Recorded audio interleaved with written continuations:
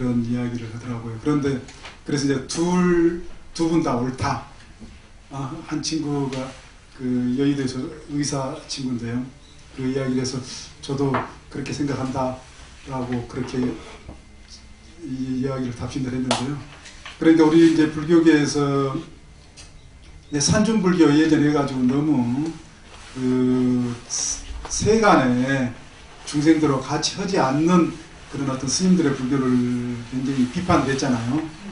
비판을 하다가 이제 다시 이제 세간에 내려와서 이 중생들하고 이제 일반 사람들 함께하는 이제 불교를 또 비판하는 이런 어떤 양상이 있게 되는 것 같아요. 뭐 그 두 분이서 그와 비슷한 걸 이제 대변을 하는 그 내용적으로 서로 논란이 됐던 게요. 그런데 그 중요한 것은 그렇게 현각 스님이 같이 공부하는, 그러니까는 불교 공동체죠. 공동체입니다. 공부하는 사람들은요.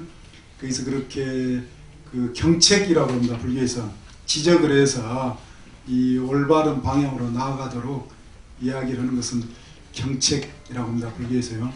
예. 그 요즘에 우리 경책 잘 못 하잖아요. 했다가 저도 같이 사는 사람하고 했다가 요즘에는 잘 안 하려고 그래요. 예, 그 맨날 가르치려고 든다라고 어쩔 때 그렇게 대들고 나와버리니까요.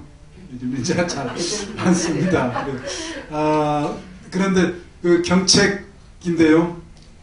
그 혜미스님이 또 곧바로 발로 참회, 불교에서는 발로 참회라고 그럽니다.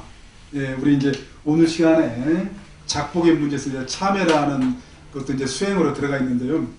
바로 그냥 발로 참회를 하고 이제 그동안 그러니까는 세간을 향해서 일반 사회를 위해서 향해서 대중을 향해서 했던 그 활동을 이제 중단하고 이제 그 집중적으로 이제 수행을 하시겠다라고 하는 것을 공개적으로 이렇게 이야기한 거죠. 거기까지는 다 보셨죠. 예, 그래서 참 좋은 모습 같아요. 그 요즘에 그렇게 경책을 하면은요, 아까 말씀드렸듯이 무슨 이야기냐고 하고 오히려 반성, 성찰과 이 반성은커녕 어때요? 대들고 나온 경우가 많아요. 대들고 오늘 아침에 제가 법당 나오면서 어리석은 자는 자기가 하는 일에 대한 의미를 모른다. 아주 낭낭하게 아침에 해석해 볼 수 있는 그 말씀이 법구경 말씀이 이렇게 나오잖아요. 그렇죠. 애플을 통해서요. 매 상당히 잠깐이지만은 참 좋은, 우리가 살아가면서 반성과 성찰을 해볼 수 있는 그런 어떤 좋은 말씀들이 이렇게 나오는데요. 그렇게 이 혜민 스님은 바로 대들지 않고 따지지 않고 그 참회를 하고 일단은 다른 어떤 본분사라고 합니다. 스님들의 본분사, 수행에 중심을 두는 삶으로 이제 돌아가시겠다라고 하시는 것 같아요. 예, 참 보기에 좋은 모습 같습니다. 요즘에 이제 일반 사람들이나 공부하는 사람들조차도 그렇게 지적을 하고 경책을 하면 어때요? 대들고 아니다 하면서 신랑이 시시비비, 얼마나 우리 사회에 시시비비가 많아요. 자기 반성 성찰을 잘 안 하려고 그럽니다. 끝내 누가 옳다? 자기가 옳다 라고 하면서 이 상대방의 그 약점을 또한 어떻게 해서든 노출시켜서 그걸 흔든다고 그럽니다. 흔들어서 이 자기의 어떤 잘못이라든지 이걸 희석시키는, 그걸 이제 물귀신 작전이라고 그럽니다. 물귀신 작전. 부부지간에도 그런 경우 있어요, 없어요?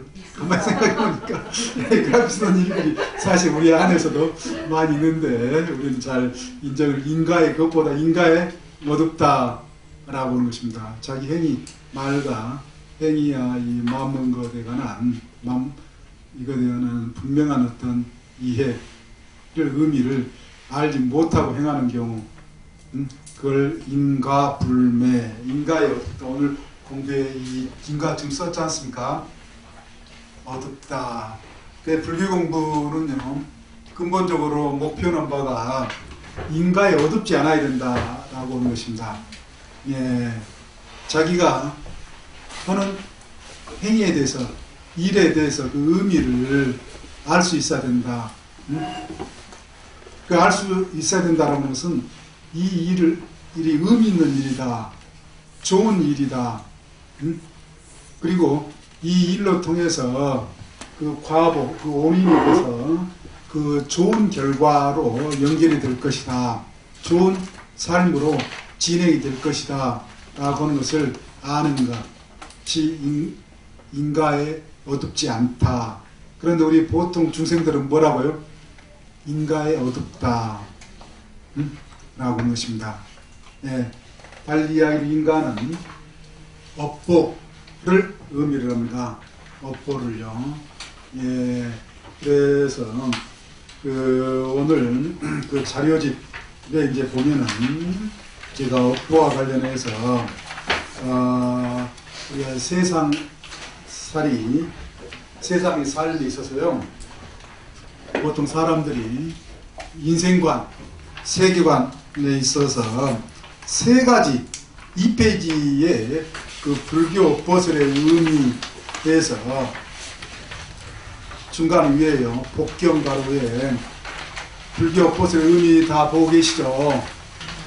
예, 거기에 보면은요, 자제 화작인설, 시간을 아끼기 위해서요. 어서 오십시오. 그러니 예, 자제 화작인설 다 보고 계시죠? 네. 예, 그 한글로 더 써주셔도 좋습니다. 이 자제라고 하는 것은 자제천, 창조주, 조물주를 의미를 합니다. 인도 바라문교, 힌두교, 지금도 힌두교에서 이슈아라 신, 창조주, 조물주, 전지전능에서 이 세상을 다스리고 있는 그런 신으로 이야기를 합니다. 자제천, 원래 신 이름이 이슈아라 신, 이슈아라, 부처님 시대에도 있었고요. 지금도 몇몇에게 인도 사람들, 그래서 이 신에게 제물을 올리고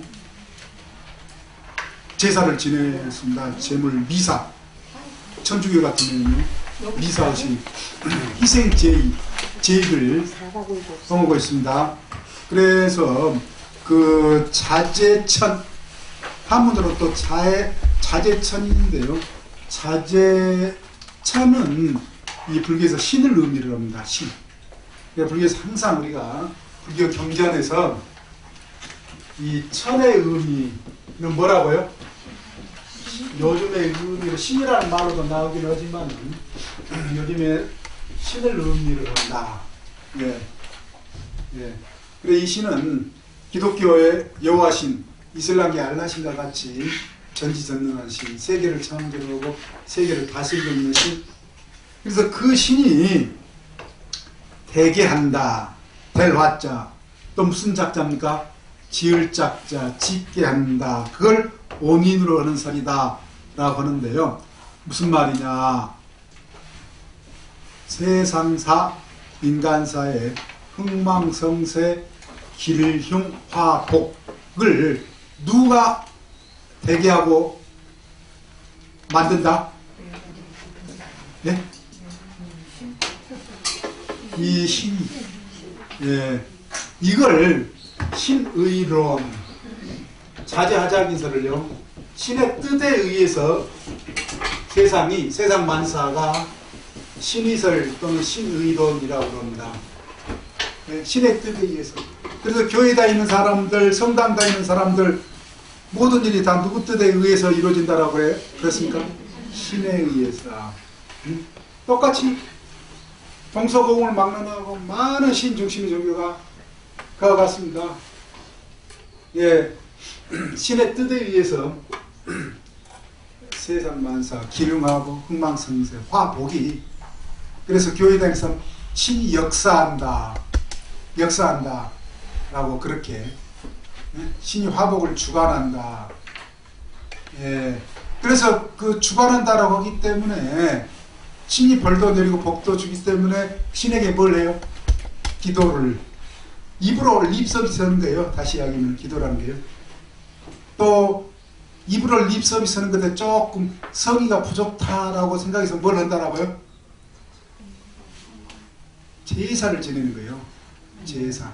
제사 지내면 뭘 올려요? 예? 재물을 올리잖아요. 재물에 중요한 게 뭐가 올라가요? 맨날 우리가 먹는 뭐 푸성거리라고 그러나요?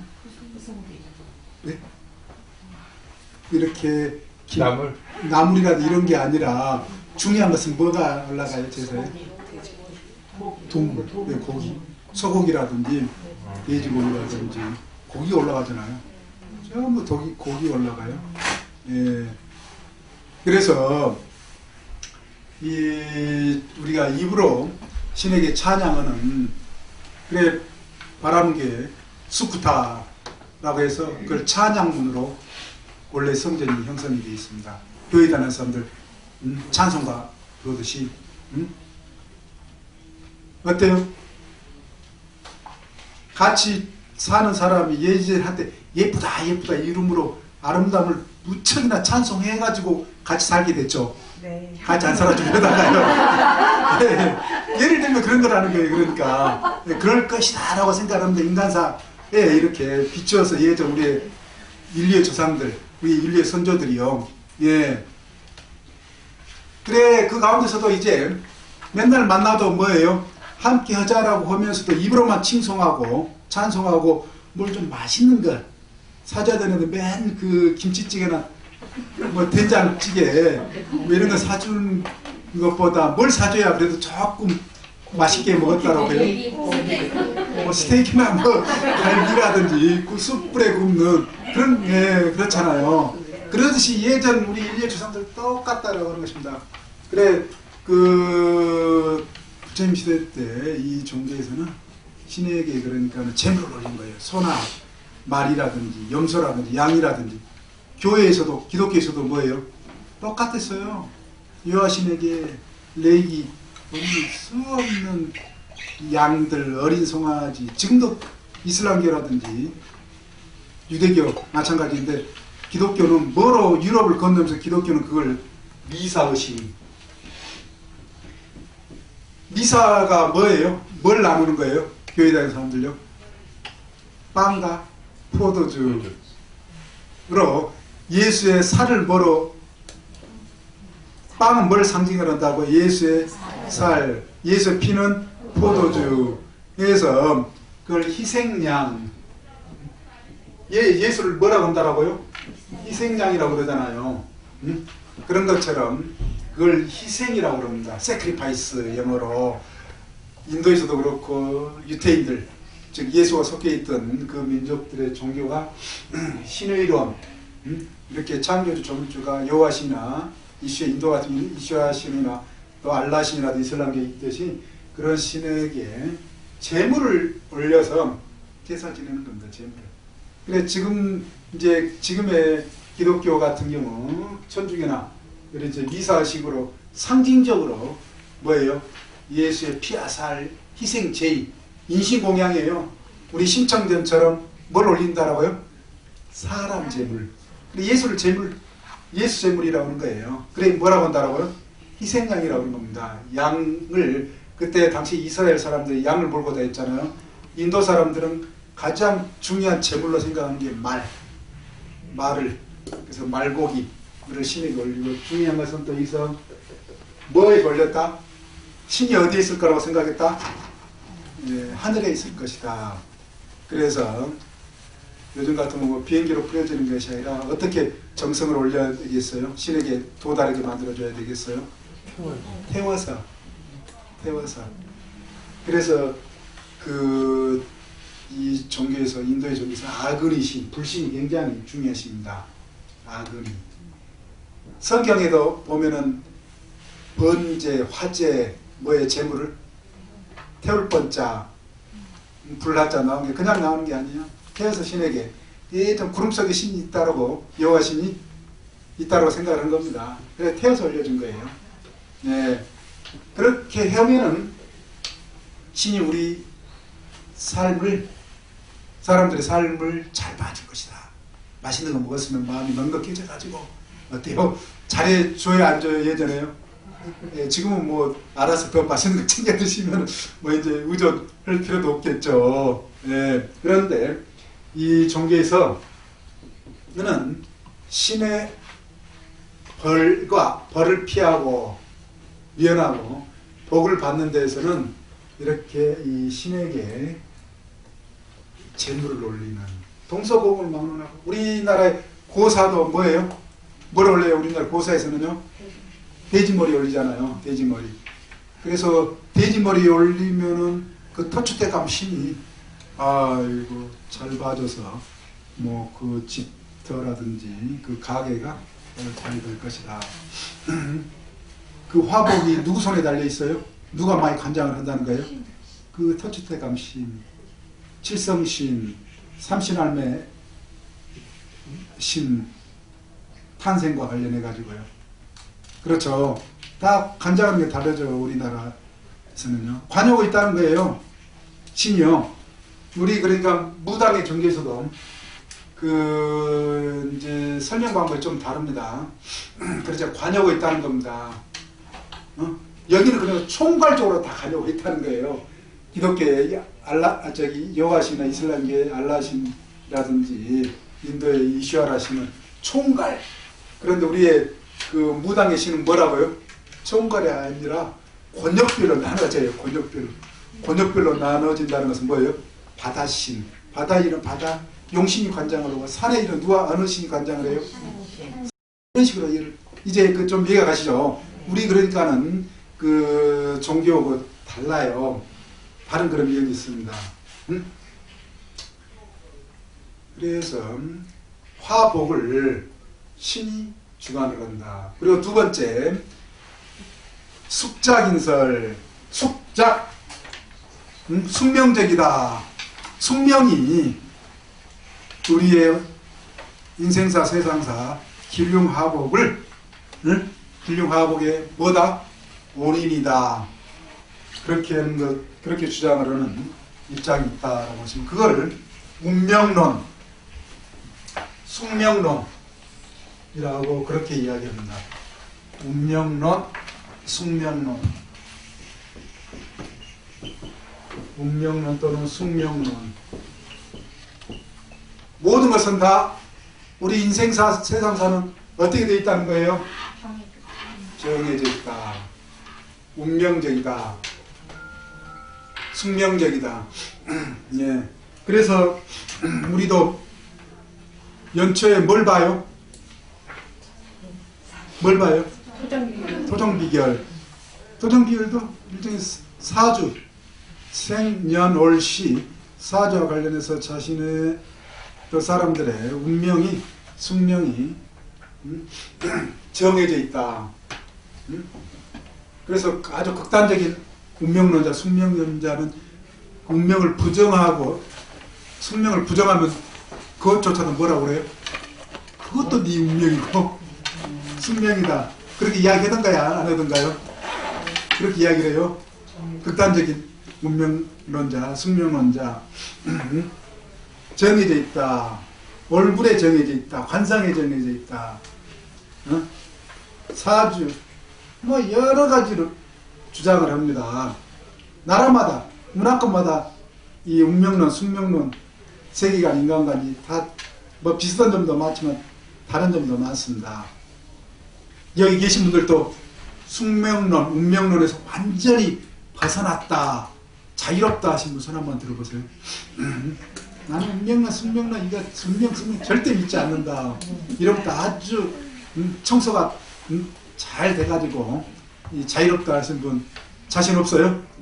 예, 그래서 점집에도 가끔 이 집에서 안 되고 그러면서 가끔 일이 안 풀리면은 가기도 하고 그러죠. 네. 그래 점 보는 분한테 물어보잖아요. 네. 앞으로 어떻게 될 것인가.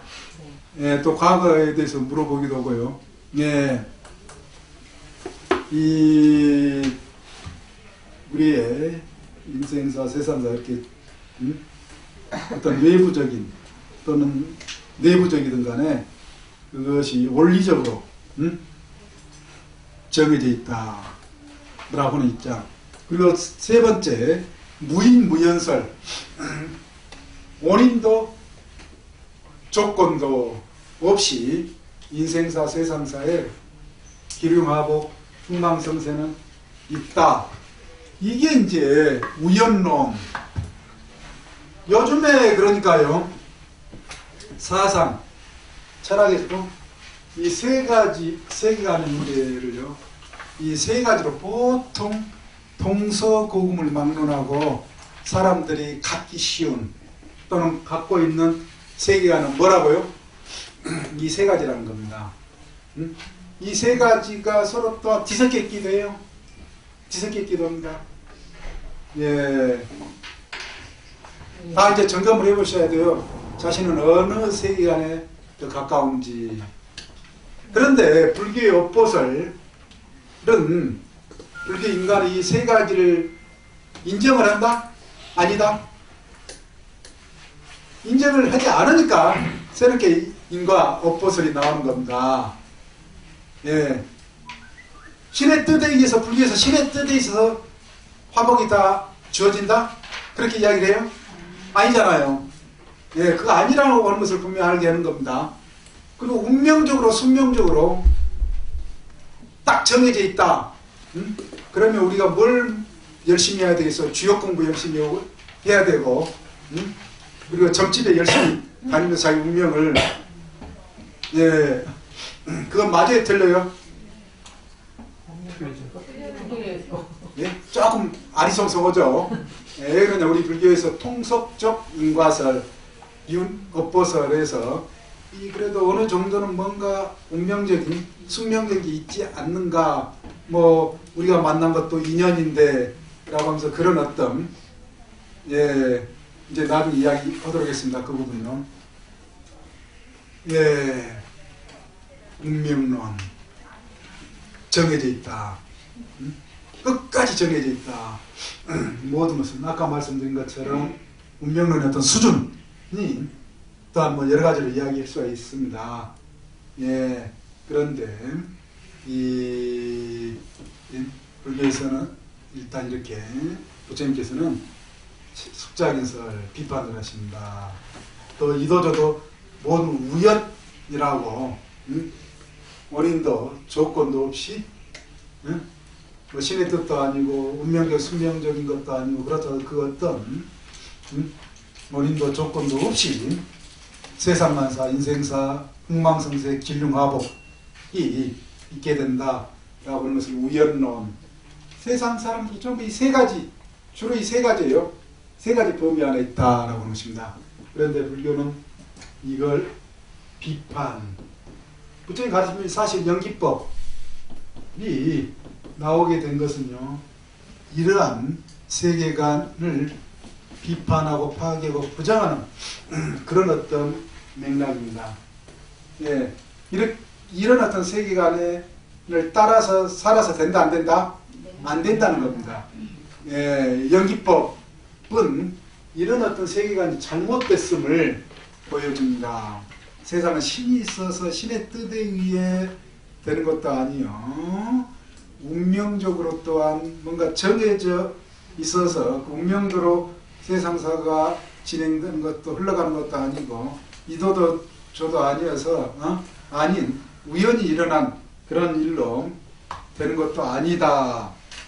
네, 그게 이 불교의 연기설이요 업보설이다.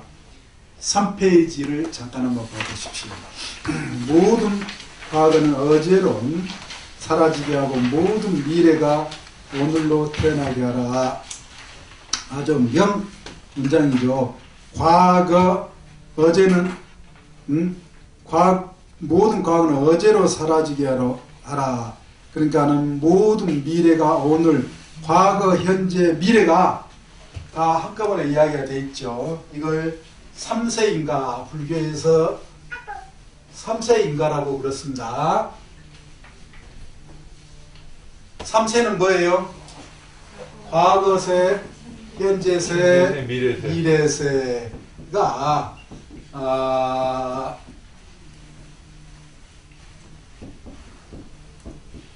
인과, 올인과 결과로 진행이 된다, 전개가 된다. 그래서 과거세, 현재세, 미래세, 예. 과거, 현재, 요즘과 같이 그렇게 불교는 이야기를 있습니다. 인과. 예. 그래. 그 이야기는 이제 명나라 때 이야기입니다. 우리가 이제, 숙명론, 운명론을 많이 이제 믿는 분들이 있어서요. 제가 유명한 이야기를 하나 이제 전에 가져왔는데요. 그 명나라 때 원효범이라는 사람이 있는데요. 이 사람이 명나라 때 우리나라 조선시대 때도 그렇지만은 남자들이 가장 중요하게 생각하는 게 뭐였습니까? 과거급제, 과거를. 그래서 원효범이도 그렇게 이 과거급제에 관심이 클 수밖에 없겠죠. 그래서 어린 시절에 미래에 대한 자신의 운명을 예언을 도계의 도사로부터 들었다는 겁니다. 수염이 하얗게 난 아주 그럴듯한 도사에게 들은 겁니다. 그래서 이 도사가 주과학에서는 14등이 되고 부과학에서는 72등이 되며 순회 시험에서는 뭐 9등이 될 것이다. 그렇게 예언을 했는데, 그렇게 또 예언을 하고 또한 자식을 갖지 못하고 53세에 죽을 것이다. 이렇게 또 예언을 하고요. 그리고 바로 다음에 과거를 응시했는데 결과는 예언 그대로였다. 이렇게 돼버리면 어때요? 이제 그야말로 예언 숙명은 운명론자가 되는 거예요. 와, 쪽집게다. 그런 분은 있어요, 없어요? 네, 쪽집게다. 어쩌면 그렇게 잘 맞춰 하면서 아주 철석같이. 그래 요즘에 그 사기도 많이 있잖아요. 돈 뭐 엄청 해서 그 점집에 갔다가 조금 구슬하고 뭐 해서 그런 어떤 사기 언론을 통해서도 이렇게 나오기도 그러는 경우를 이제 볼 수 있습니다. 예. 그래 이제 이 세상은 과연 운명론이다, 운명적이다, 숙명적이다 이런 생각을 가지고 있었다. 그러다가 거기에 이제 운명론에 심취되어 있다가요. 한 승려를 만났는데, 스님을 만났는데, 이 사람의 운명은 자신이 만드는 것이며 행복도 스스로 노력하여 얻을 수 있다는 업설을 가르쳐 주었다. 또한 좋은 일을 통해 공덕 쌓기를 권하였으며 모든 과거는 어제로 사라지게 하고 모든 미래가 오늘로 태어나게 하라 라고는 아주 대사를 날린 겁니다. 그러니까 굉장히 그 스님이 진지하게 이렇게 말씀해 주시는 것에 감동을 받아가지고 뭔가 한번 스님의 그 말씀을 따라서 해보려고 했다. 그래서 이 높은 등급을 얻기를 바라면서 지혜를 참여하고 공덕 있는 행위, 즉 작복입니다. 그런 어떤 여정을 시작하였다. 그렇게 여정을 시작하면서 과연 놀랍게도 마지막 시험에서 도사가 3등을 할 것으로 예언을 했는데 1등을 했고요. 여러 해 동안 더 공덕을 쌓은 뒤에 아들, 무자식이라고 그랬는데 아들도 얻을 수 있었으며, 그래 이제 도사의 예언이 틀렸다라고 하는 것을 스스로 이제 증명되면 더 이제 자신감이 붙겠죠. 그래서 뭐예요? 그 53세가 되어도 죽지 않았으며 여러 해를 더 살고 69세가 되었을 때는 아들을 위해서 음질록을 지었다. 그래 그 아들에게 공덕 있는 행위를 권장을 하면서요. 10가지 같이 한번 낭송을 해볼까요? 첫 번째, 스스로 모범이 되어 남들에게 선한 일을 권장하고, 두 번째, 진심으로 남을 사랑하고 존중할 것, 세 번째, 다른 사람들의 고난을 동정하고 도와줄 것, 네 번째, 남의 공덕을 쌓도록 권장할 것, 다섯 번째, 위험에 처한 사람을 구할 것, 공공의 복리를 위한 자비를 권장할 것, 남들의 행복을 위해 재산을 생각할 것, 참된 가르침을 지니고 보호할 것, 의름을 공경할 것, 자비로운 모든 생명을 보호할 것. 예. 이렇게 그 아들에게 남기는 그 저수를, 그래서 그 저수를 지금까지 남아 있습니다. 제가 이걸 이제 어떻게 알았냐면요. 이것도 이제 원래 제가 인도에서 공부하면서 이제 티베트 불교고 중국 불교 하나를 선택을 해야 돼요. 선택 과목으로요. 석사 과정에.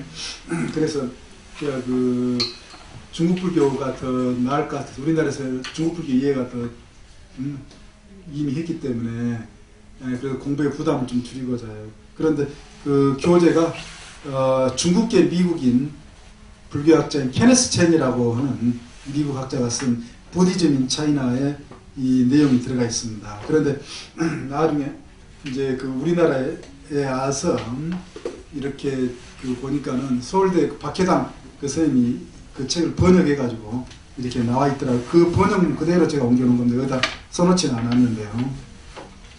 그런데 또한 나중에 더 한 것은 제가 그 일원동에 강남의 일원동에 그 비구니 스님 절이 있습니다. 비구니 회관 겸 갑자기 지금 생각이 평소에 잘 나다가 안 나네요.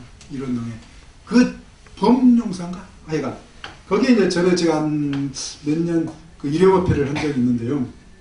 그런데 거기에서 이제 제가 이걸 이제 설명해 드렸더니 그 주지스님이 끝나고 공양시간 끝나고 나서 그 책을 한 권 선물해 주겠다 그러면서 책을 가져왔는데 이 이기화 선생의 운명을 바꾸는 법이더라고요. 그래 이제 보니까는 이 책이 이미 원여범이 책의 이미 우리나라 번역을 두 분이 했더라고요. 이기화 선생님은 서울대 공대 선생님이에요. 서울대 공대 선생님인데 정년퇴직 때 그 사람들에게 자기 그러니까 보통 선생들이 이제 정년퇴직하면 자기가 가장 그 훌륭한 연구 실적이라 생각한 걸 이제 한번 서로 그 강연을 하고 이제 끝내는데 이 선생은 이 책 자기가 번역한 이 책을 나눠주고 이 삶에 관한 이야기로 이 그 뭐죠 그 마지막 그 퇴임사를 했대요.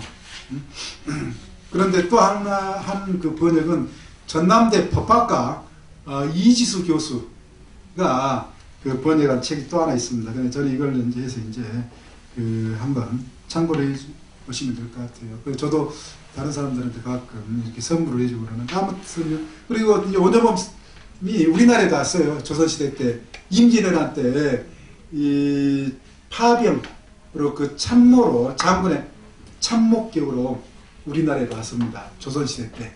그래서 우리나라하고도 인연이 있는 그런 사람인데요. 하여간 우리 교재 177페이지를 펼쳐보시면 177페이지 이와 또한 이 관련을 해서요. 업과 윤회와 관련해서 굉장히 재밌는 이야기, 인과응보 많죠. 많은데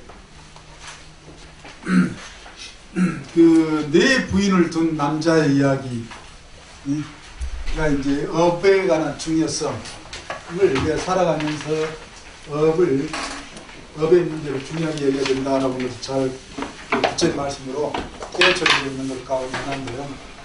4명의 부인을 둔 남자가 임종 전에 부인들을 가운데 가장 평상시에 사랑했던 부인을 죽자.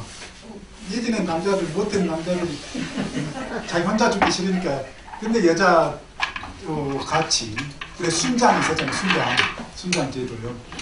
많은 여자 억지로 죽이기도 하고 그랬잖아요. 그런데 그 저기 첫 번째 부인 불러서 이 같이 저승길 같이 가자. 그러니까 첫 번째 부인이 너 이제는 너는 너 나는 나 거부를 했다라고 그러십니다. 그래 이제 너무 이제 참 뭐죠 실망을 하고 난 뒤에 다시 이제 두 번째 부인 혹시나 하고 또 두 번째 부인도 마찬가지더라. 그리고 또 남은 세 번째 부인 불러서 그러니까는 세 번째 부인도 역시나 매정하게. 그런데 평상시에 생전에 별로 거들떠보지도 않았던 네 번째 부인을 불러서 이제 저승길 같이 가자. 그러니까는 기꺼이 같이 가주겠다라고 하더라는 겁니다. 그래서 4명의 부인을 둔 그 남자의 이야기. 그 4명의 부인이 상징하고 있는 것이 있다라고 합니다. 첫 번째는 우리가 살아가면서 가장 중요하게 예지중지 여기는 것이지만 끝내 저승길에 함께할 수 없는 것이 무엇이냐라고 하는 것입니다. 무엇입니까? 재물.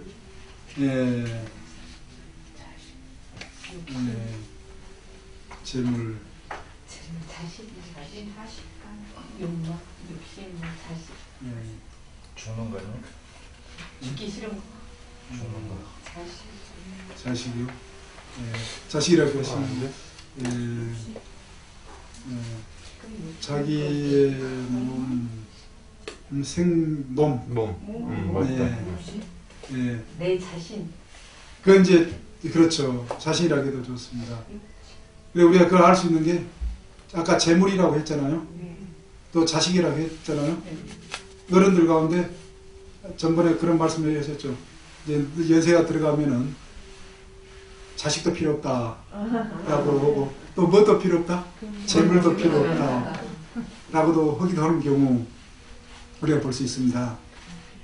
예, 아무리 많이 돈이 있어도 이 마지막에 자기 자신을 위해서 돈을 다 조금이라도 더 살 수 있다라고 하면은 생명에 관한 아주 강한 집착을 이렇게 보여주는 경우 우리 주변에서 이렇게 그래 중환자실 오래 이렇게 계시다 이렇게 돌아가신 분들도 요즘에 이제 많고 그러는데요. 어떻게 해서든 연명하려고요.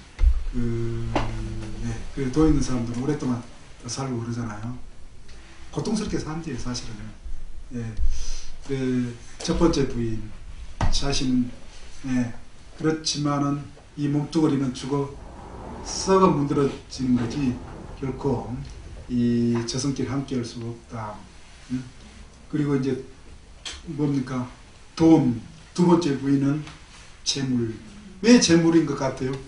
형제간이라든지, 부모 자식 간에도 요즘 뭐 가지고 의를 상하고 우애를 상하는 경우가 많던가. 예전에도 그랬지만 지금도요. 재물 가지고 그런 경우가 많아요. 그런 거 보면은 저기 형제지간보다 또 부모간이라고 하더라도 그래서 중생심이라고 했죠. 재물을 더 위에다가 가치적으로 위에다가 둔 경우 중생들. 그리고 난 다음에 이제 뭐예요? 형제자매, 세 번째 부인. 형제자매 다 함께 할 수가 없습니다. 죽음과 함께요. 네. 그런데 마지막은 이렇게 함께 할 수 없지만은 함께 끝까지 같이 가는 것은 바로 복, 마음이다. 우리의 마음. 예, 마음이다. 예. 평상시 그러니까는 아까 제가 복부경 그 비절에 아주 낭낭하게 아침에 이렇게 마이크를 통해서 나오더라고요. 우리의 어떤 이 삶과 관련해서 이 마음의 문제 깊이 따져보는 공부하는 이런 어떤 시간, 이런 어떤 노력, 수행을 하지 않는다. 그렇지만 이 마음의 문제는 바로 인과 업보 다 같은 말이에요. 사실은요. 예, 같은 말입니다. 나중에 우리가 마음씨, 예, 심종자를 업종자라고도 그렇게 하는데요. 다 같은 말입니다. 우리가 죽어도 끝내 함께하는 것은 바로 이 업이다, 마음이다. 예, 그래서 이 불교에서요, 이 업과 업보는 대단히 이제 그 강조적으로 거의 우리 자료집에도 저기 연기를 보는 자는 업보를 아는 사람이다. 경전에 그렇게 나오듯이요. 이 업보라고 하는 거, 업이라고 하는 말은 원래 까르마라고 하는 말인데요. 행위의 원인을 의미하고요. 보는 뭡니까? 그 행위에 대한 결과. 가짜가 무슨 가짜예요? 과실, 과일. 예. 그러면은 과일이 있으려고 그러면 어떤 게 있어야 됩니까? 씨앗을 통해서 씨가 싹이 트면은 나중에 이 꽃이 피우는 것이 되겠죠. 그래서 이 씨앗과 열매 관계다. 꽃을 통해서 열매, 씨앗이 싹이 튀어서 마지막 결과로서 열매를 맺은 것. 업보. 우리가 무슨 일이 안 되면서야 그때야 이제 어때요? 내 업보가 뭔지 업보를 그때서 타두고 업보의 어떤 문제를 끄집어내지 않습니까? 예, 그런데 우리가 이전에 지었던 것, 현재 짓고 있는 것은 전부 업이다. 그런데 업의 원래 말은 인도 말로 부처님시대 때 말로 까르마 또는 깜마로서 이 행위라고 하는 말입니다. 기본적으로 행위라고 하는 말. 그래서 업에 대한 동의어로 전번 시간에 말씀드렸듯이 예, 행이라는 말하고 같은 동의예요. 우리가 삼행 하면은 뭐예요? 신행, 구행, 의행. 신업 하면은 뭐예요? 신업, 구업, 의업 해서 그렇게 동의어로 업과 행은 동의어로 쓰이는데 여기서 이제 불교에서 업은 의미가 행위는 행위인데 의도 있는 행위, 의지가 개입되어 있는 그런 행위를 말한다. 의도 있는 행위라는 것은 그래서 영어로 volitional activity라고 하는 말로도 영어권 사람들은 번역을 합니다. 네, 의도 있는 행위, 의도가 개입되어 있는, 의지가 개입되어 있는 행위. 그 의지가 개입되어 있는 행위라고 하는 것은 달리 이야기하면 가치 있는 행위, 가치 있는 행위를 말한다. 네, 의도라는 것은 좋은 의도가 있고 뭐라 하는 거예요? 나쁜 의도가 있고 좋지도 나쁜 의도가 있을 수 있다는 거예요. 가치적으로 중립이 있을 수 있다는 겁니다. 그걸 이제 무슨 업이라고 그럽니까?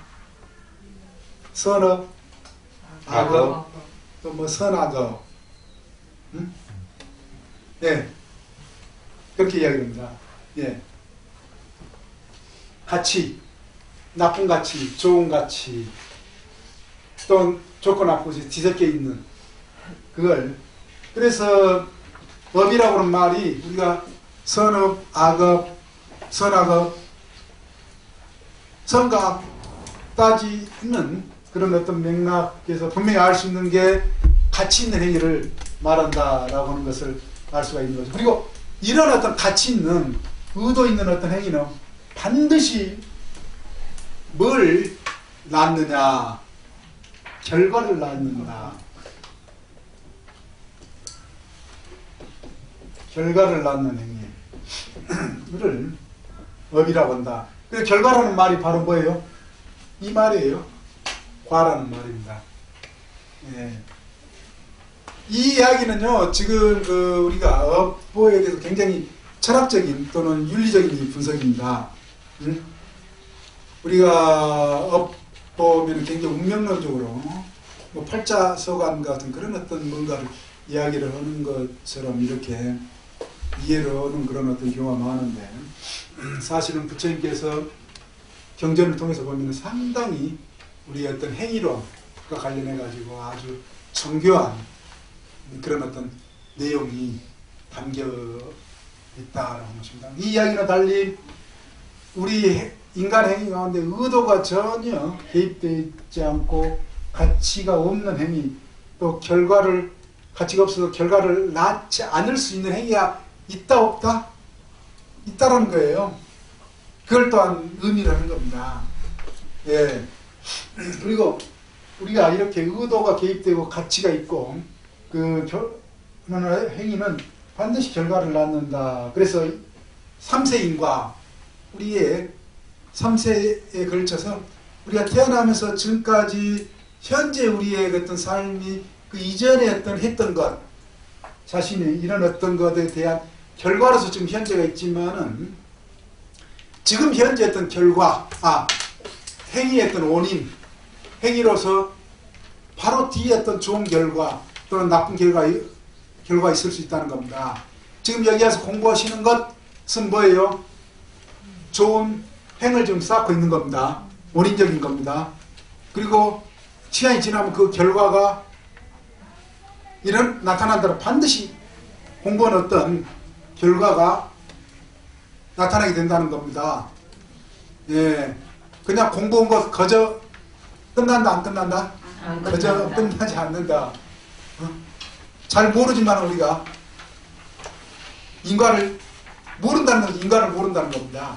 그렇지만 한 만큼 공부한 만큼 결과로서 나타나게 된다 라고 하는 것이 삼세인과. 그렇지만 또 결과로 과보로 나타나지 않는 것도 있다라고 하는 것입니다. 마치 허공에 나는 새가 흔적을 남기지 않듯이 눈이 있는데 진흙탕에 새가 걸어가면 발자국 흔적을 남겨야 안 남겨요? 남기지만 허공에 나는 새는 이 흔적을 전혀 남기지 않는 그런 어떤 행위가 새의 허공을 나는 새처럼요. 그런 어떤 행위가 있다. 바로 이 업이라고 하는 것이 이와 같다라는 것입니다. 이 개념입니다. 그러니까는 반드시 불교에서 의도 있는 행위, 가치 있는 행위, 의도 있다라면 가치 있다라고 하는 것을 의미하고 이런 의도, 가치를 내포하고 있는 행위, 즉 업은 그 결과, 과보를 낳게 한다. 그래서 지금 우리가 평상시에 어떤 의도를 가지고 쌍카라 라고 그랬습니다. 행. 그래서 12형제는 두 번째 또한 행에 쌍카라라고 하는 말이 동의하기도 합니다. 이 업에 대한 그것은 또 전혀 자유로운 사람이 있다 없다? 우리가 내가 지금 어떤 생각하고 말하고 행동하는 이게 어떤 의도와 별개로 무관하게 하고 있다 하는 그게 많다라고 생각하시는 분, 예, 평상시요. 의도를 하지 않고도 행동하잖아. 그렇죠. 예, 맞아요. 근데 분명하게, 예, 우리가 의지적으로 의도, 그래서 불교에서 색수상 행식할때의 의지가 행에 속한다 라고 하는 것 전번에 예, 의도가 개입되어 있다. 그 이야기는 달리 이야기되면은 우리가 좀 평상시 의식적, 무의식적 하는 행위는 거기는 뭐가 있다? 반드시 가치적으로 좋은 선업이 있고 나쁜 악업이 있다. 또는 뒤섞여 있는 선악업이 있다. 가치적으로, 도덕적으로, 윤리적으로 이런 행위라는 거예요. 인간의 행위는요. 그런 행위는 전부 다 뭐라는 거예요? 다시 또 과보가 있게 된다. 이걸 깨우쳐주는 거다. 그래서 삼세인가다. 끊임없이. 그래서 현재 우리가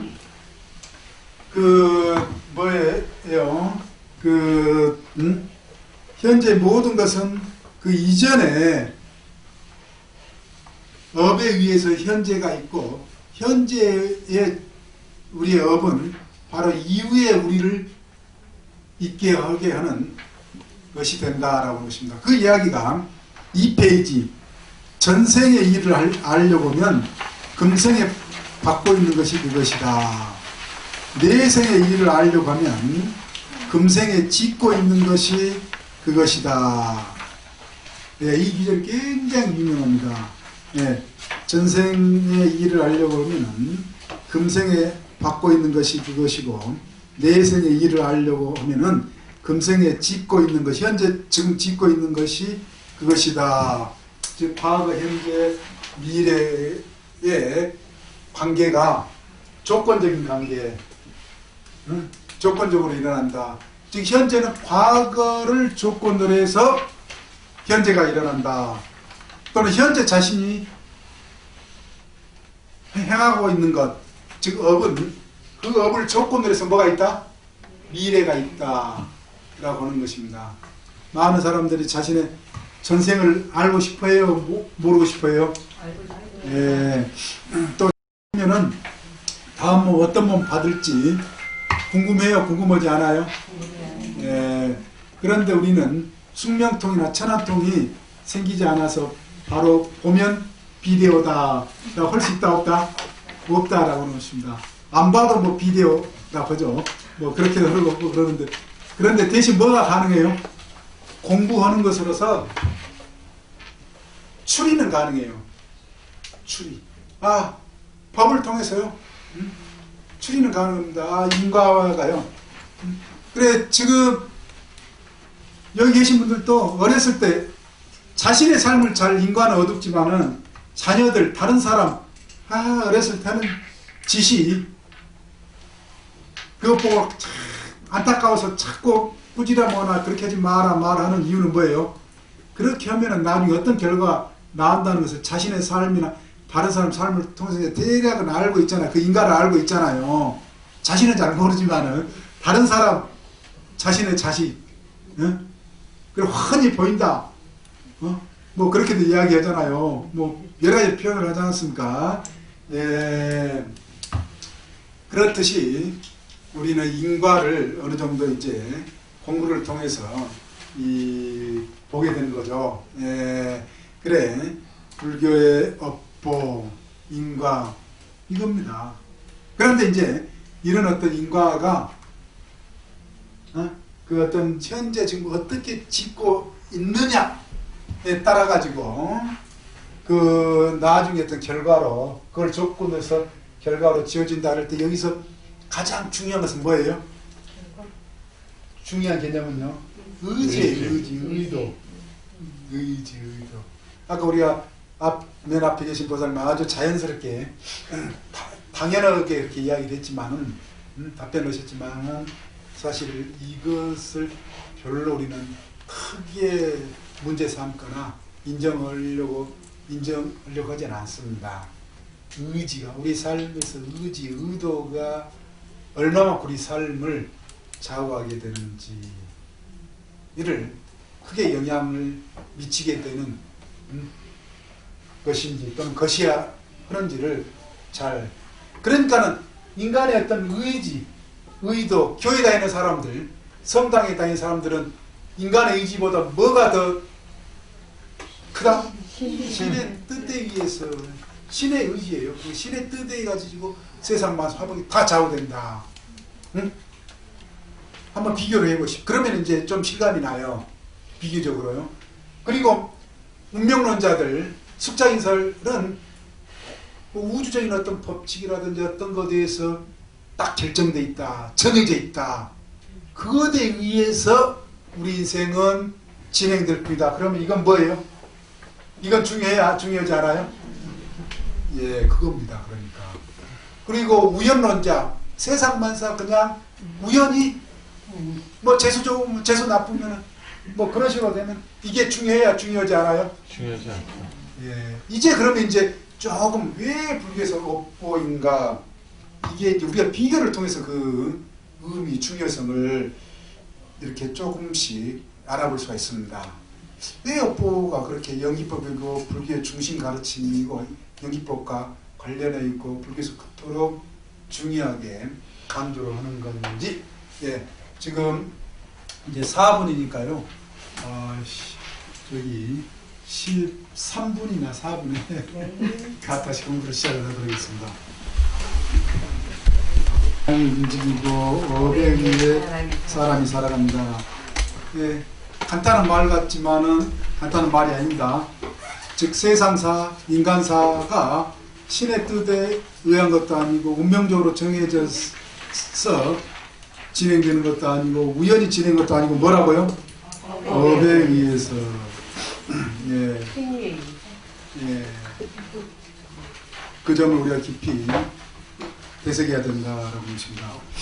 그런데 이렇게 이제 그 밑에 또한 업에 관한 아주 중요한 경전은 굉장히 유명한 경입니다. 사경으로 이제 되어 있는데요. 중화 맞지마니까야예요. 거기에 의도적으로 일부러 업을 짓고 또 그 업을 쌓아두었다면 그 업의 결과를 받지도 않은 채 그 업이 근본적으로 끝난다고는 나는 결코 말하지 않는다. 그 업의 결과는 반드시 현재에 나타나든지 아니면 미래의 세상에 나타나고야 만다 해서 이걸 이제 지은 업, 그게 이제 업보에 관련해 가지고 세 가지의 경우가 있습니다. 첫 번째가 그 시기와 과보를 받는 시기 관련해서 이 수년업, 예, 그 다음에 순차업, 순후업, 한문으로는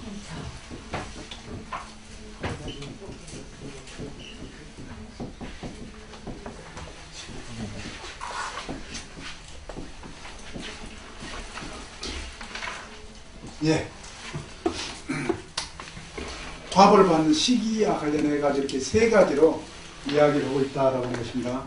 자신의 행위와 관련해 가지고 대단히 조직적인, 지금 이 경문에 의한, 그래서 현재 받는, 현재, 그리고 뭐예요? 미래를 이제 두 개로 나눠놨습니다. 바로 죽고 난 다음 생, 아니면 죽고 난 뒤 다음 어느 생으로 그 과업을 받는다. 그러니까 여기 계신 분들이 업을 지었다, 현재. 그럼 그 업에 대한 결과를 죽기 전에 받는 걸 뭐라고 한다라고요? 수년으로. 죽고 난 뒤에 다음 생에 바로 받는 것을 뭐라고 한다라고요? 차업. 그리고 그 어느 때인가 언젠가 받는 것을 순후업이라고 합니다. 비유적으로 이렇게 이야기를 합니다. 1년생 작물. 1년생 작물, 봄에 씨앗을 뿌리면 언제? 가을 정도에. 뭐 예를 들어 또 수확할 수가 있죠. 과보.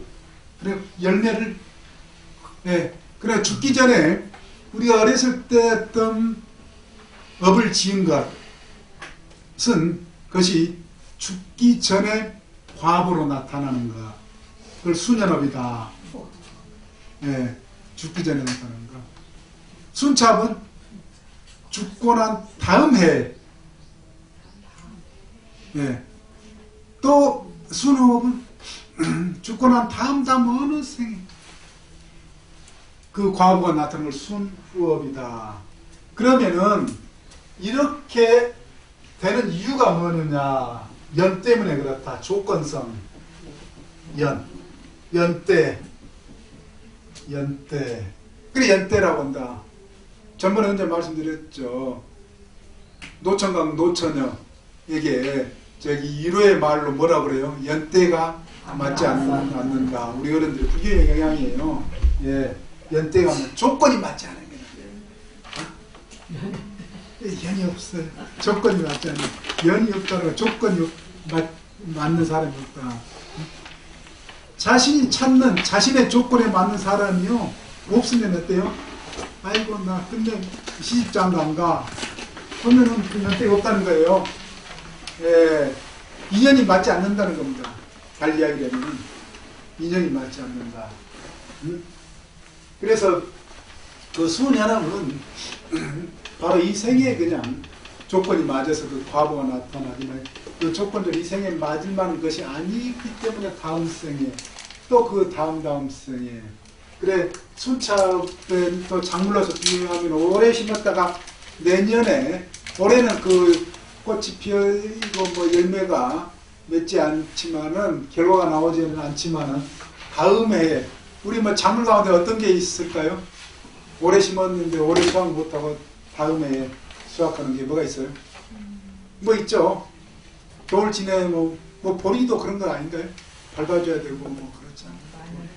그렇지 않나요? 그것도 1년 생각이 맞잖아요. 아 그렇지만 1년생도 크게 보면은 단연생은 아니죠. 1년생 단연생은 아니고 그렇게 해를 넘기는 거. 그렇게 잣대로 1년 잣대로 겨울 잣대로 뭐 하기도 그렇지만은요. 지금 마늘 심으면 내년 봄에나 그렇게 하는 것도 그런 것도. 예, 일종의 그런 것도 뭐. 근데 그런 경우에는 나무 열매들이 그렇지 않을까요? 커야만 과실이 열리잖아요. 예. 우리가 큰 나무를 심었을 때는 모르지만 그렇지 않으면 작은 나무. 그렇죠. 그러면은 전 마늘이한테 보리는 좀 부적절한 거예요. 농사를 한때 지어보신 분들 같아요. 아주 철저하시네요. 예, 큰일 나네. 예, 큰일 날 뻔했습니다. 그러면은 그 과일나무 같은 경우 올해는 딱 아니고 1년생은 아니고 단년생으로서 뭐 3년이나 뭐 4년에 그렇게 오래 걸려? 2년에 걸립니다. 자수로 열매 대추가 방어그는 2년 3년 송이가 이렇게 걸렸다가 올해는 안 되고 다음에 2년생이 대추가 2년 3년간 그 예를 들면 예. 그런데 어떤 것은 열린 다음에 갖다 심으면 따잖아요. 그러니까 이 타지 마시고 그 역적으로 이제 그것도 여러 가지 그 거역하는 해석을 것 수 같은 있는 어거지지. 이제 그게 되는데 근데 수능업은 이제 그 뭐 언제 부정기적으로 정업 이건 거의 정해져 있다 정업처럼 이렇게 나오는지만은 이건 뭐예요? 부정업 정해져 있지 않는 업이다. 예를 들면은요. 그래서 이 꽃이 피고 열매를 맺을 수 있는 것은 뭐가 맞아야 된다? 조건이 맞아야 된다. 조건이 맞지 않으면은 꽃이 피어서 열매 그 결과가 나타나지 않는다는 겁니다. 과실이 맺지 않는다는 겁니다. 우리가 그러니까는 저기 제가 늘 뭐 드리는 비유지만은 콩 잘 말려서 유리병 속에다 딱 넣고 양초로 봉해 놓으면은 몇 년이 지나도 싹 틀 수 있어요, 없어요? 없어요. 없죠. 있어요? 없어요. 그렇지만 다시 이제 꺼내서 저기 습도라든지 뭐 온도라든지 뭐 여러 가지 조건을 맞으면은 싹이 틀 수 있잖아요. 예를 들면은 조건을 만났을 때에 그 싹이 나타나는 거잖아요. 우리가 뭐 창녕이라든지 그런 데서 고려시대에 연시가 발견돼 가지고 우리나라뿐만 아니라 중국이라든지 많은 데서 그런 경우 있어요. 몇백 년 전에 연시 딱딱한 아주 연시가 땅속에서 발견돼 가지고 그걸 과학자들이 발화에 성공했다는 뉴스가 가끔 나와요, 안 나와요? 우리나라에서 나왔어요. 예, 홍련이다 뭐 그래서 홍련이 피어내는 거예요. 그건 700년 동안 땅속에 있었지만은 썩지 않고 연이 맞아서 조건이 그때서 이제 조건이 맞으니까는 싹을 피워낸 겁니다. 그래서 꽃을 피고 다시 여시를 만들어내는 거예요. 그게 뭐라고요? 순후업이다. 이게 그러니까 굉장히 지금 복잡한 점입니다. 왜 이걸 지금 경전에서 말씀드린 인생사가 굉장히 복잡하다는 이야기예요. 어떤 사람은 나는 내가 태어나고 지금까지 착한 일만 하고 잘 살았는데 왜 인생이 요 모양 요 꼴일까? 도대체 이해가 안 간다. 그럴 수 있어요, 없어요? 그럴 수 있는데 이게 이런 이치로 간단하지 않다. 그러면 지금 그 과거라는 것은 자신은 그 인과를 분명히 알지는 못하지만은 전생 그 이전에 분명히 그와 관련한 조건적인 어떤 문제로 현재 그런 어떤 결과가 있다는 것입니다. 잘 이야기하면. 단지 우리는 그걸 깊이 들여다보지 못하는, 알지 못하고 있을 뿐이지 우리의 인생사는 마치 이와 같다라고 하십니다. 굉장히 그러니까는 다양하게 인생이 펼쳐지는데 예. 자신은 그 나쁜 짓만 하는 사람이 골라 사는 사람이 아주 잘 먹고 잘 사는 경우 주변에서 아주 배가 아프도록 그런 사람 있어요, 없어요? 있어요. 예.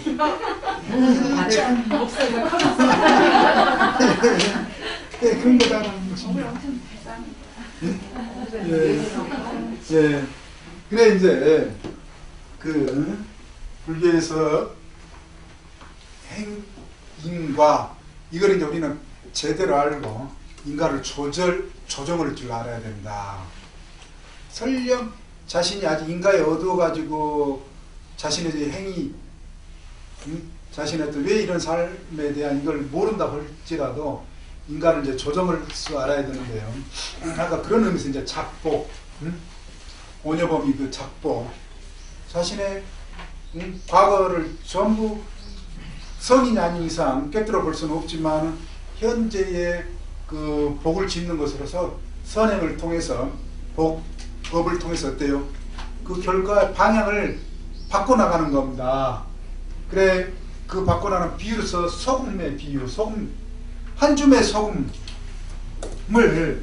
이러한 컵에 넣어서 제가 마시면은 그 결과는 어떻게 돼요? 굉장히 짜죠. 그렇지만 똑같은 한 줌의 그 소금을 세숫대야에다 넣으면은 이처럼 맛의 결과가 될까요? 예. 그리고 또 큰 저수지에다 넣으면은 거의 예. 그러면은 이 컵이라고 하는 조건, 세숫대야라고 하는 조건, 저수지라고 하는 조건에 따라서 뭐가 달라요? 결과가 다르다. 과보가 다르다라고 하는 것입니다. 그러니까는 우리는 A라고 하는 업은 반드시 A-라고 하는 결과만 있다라고 하는 것이다 아니다? 아니다는 겁니다. 이제 그게 저거 공부는 딱 이제 결과가 잘 나오니까 공부의 결과가 잘 나오니까 딱 자신들의 이야기를 했습니다. 네, 아니다라고 하는 것입니다. 보통 우리가 이제 불교 공부에서 반드시 그 업은 그것으로 나온다고 생각하고 불교적인 사고방식이 아니라는 겁니다. 바꾸어질 수 있다. 이렇게 A라고는 업에 대한 A-라는 결과가 반드시 그만큼 그 정도로 나온다는 그게 바로 뭐라고 하는 겁니까? 운명론, 숙명론이 되어버린다라고 하는 것입니다. 네. 숙명론이 되어버린다는 것입니다. 네. 그렇지만 그 조건을 바꾸는 한 배에서 나온 씨앗, 기름진 땅에 심느냐, 토박한 땅에 박토에 심느냐, 아니면 또 같은 기름진 땅이라고 해도 얼마만큼 잘 돌봐주었느냐에 따라서 수확이 같아 틀려요.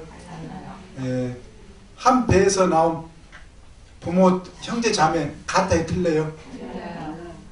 예, 한 공장에서 찌꺼져 나왔지만은 찌꺼져 나왔죠. 부모라고는. 그런데 보면은 다 다르다라고 하는 것입니다. 다 달라요. 자식들도 어때요? 어떻게 내 배에서 이렇게 같이 나왔는데 이렇게 다를 수 있는가? 이렇게 한탄하는 경우 있어요, 없어요? 예. 부모한테도 그런 경우 우리가 보기도 하고 그랬잖아요. 예. 그래서요, 그걸, 공업, 공통된 업이 있어요.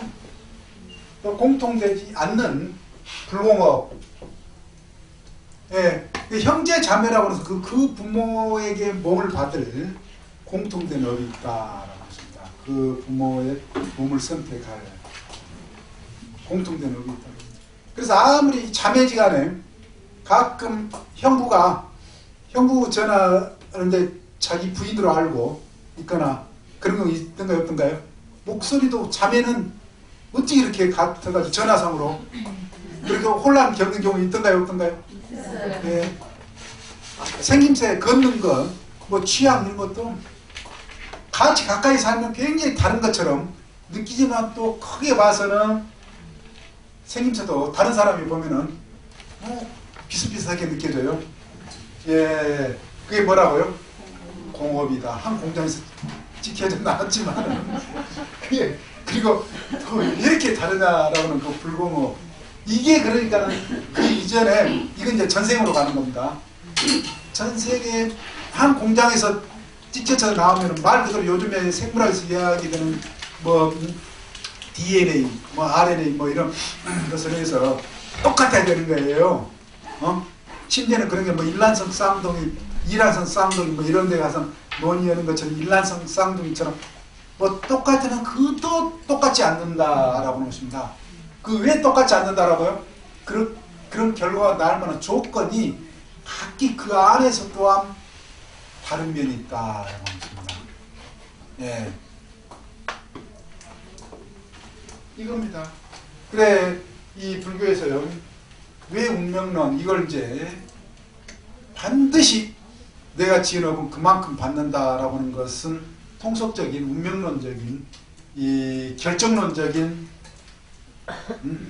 인과설이라고 합니다. 그건 이제 본래 불교적인 게 아니라고 그러는 겁니다. 사실은. 근데 우리 불교 신분들이 그렇게 알고 있는 경우 도 많고 그러는데 그래서 이런 어떤 우리가 과거에 이 악업이 설령 우리 악업을 지었다라고 그러더라도 그 악업에 대한 결과 방향으로 치닫지 않도록 조건을 우리가 개선을 하고 바꾸면은 달라질 수 있다 없다? 달라질 수 있다. 연을 잘 조성을 하면은요. 그 연이 바로 뭐라는 것입니까? 수행이라는 거예요. 작복, 수행이라는 겁니다. 수행. 마음 공부, 업을 바꾸는 것, 마음을 닦는 것. 네. 업을 바꾼다고 하는 것은 마음을 닦는다. 그렇게 함으로써 조건을 달리 만들게 된다. 그래 흐름을 바꿀 수 있다라고 하는 것입니다. 그래 악행을 과거에 악업, 악행이 있다라고 그러더라도 현재 부단히 수행을 통해서 복을 작복, 공덕을 쌓음으로 해서 그 결과를 바꿀 수가 있다.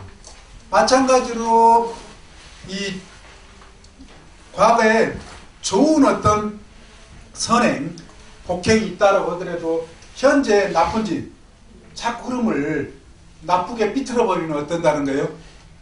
그 과거에 지은 좋은 공덕만큼 결과가 나온다 안 나온다? 안 나오게 되어버린다 라고 하는 것입니다. 예. 달리 이야기하면 굉장히 우리 인생은 가변적이다.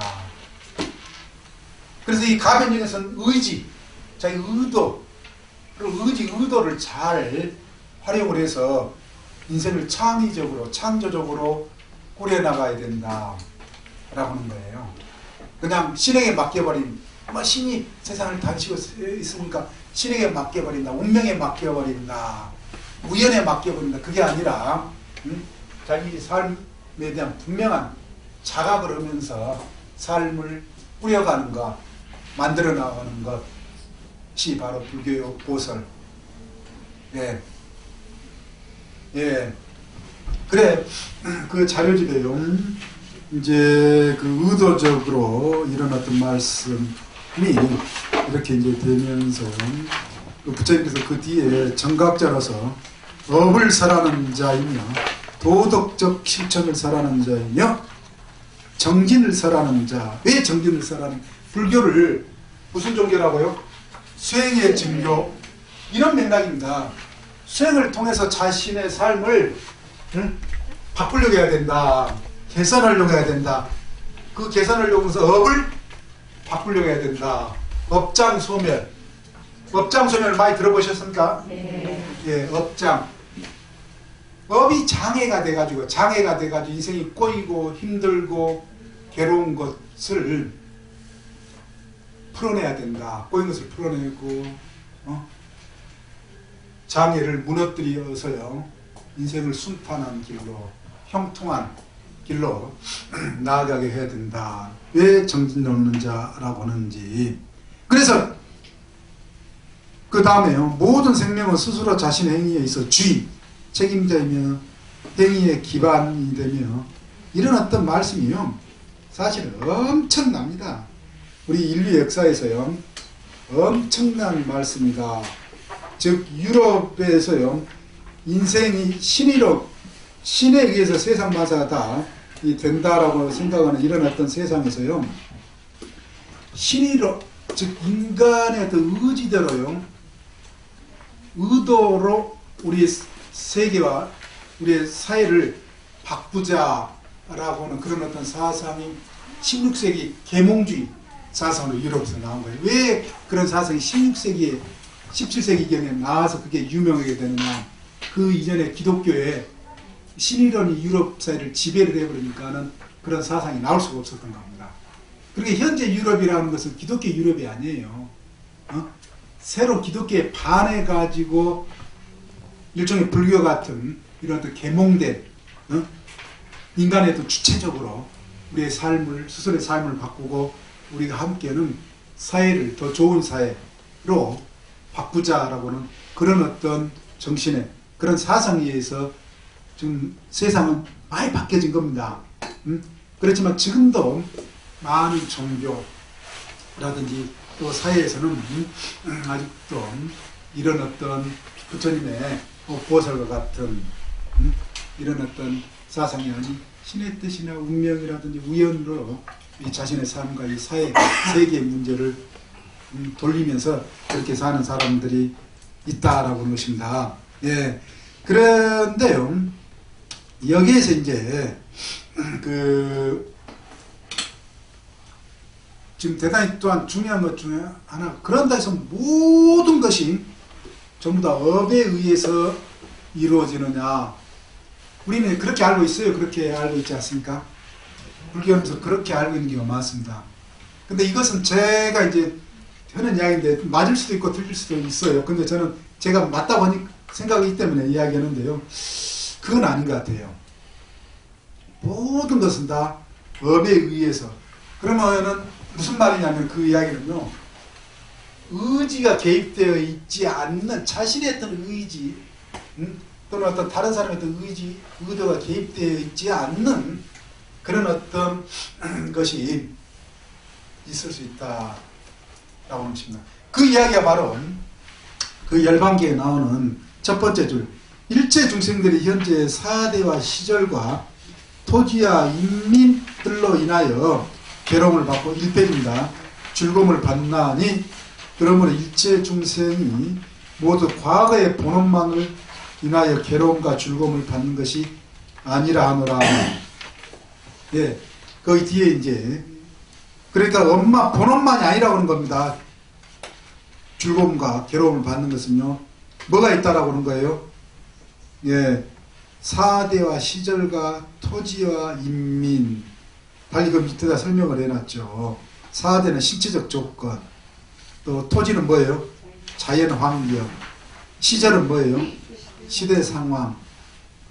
또 인민은 사회 환경. 요즘 인민공화국 할 때에 북한이랑 사회 불교에 쓰는 말이었어요, 원래. 예. 사회 환경. 예. 그러니까는 우리가 요즘에 그 사고사 있잖아요. 사고사. 한 버스라든지 뭐 사고가 나는 것. 그런데 그건 자신의 업과 관련이 있다 없다? 물론 전혀 관련이 없다는 건 아니에요. 교수님, 저는 이 부분을 공업으로 설명을 드린 적이 있거든요. 공업으로. 예. 공업으로도 설명을 합니다.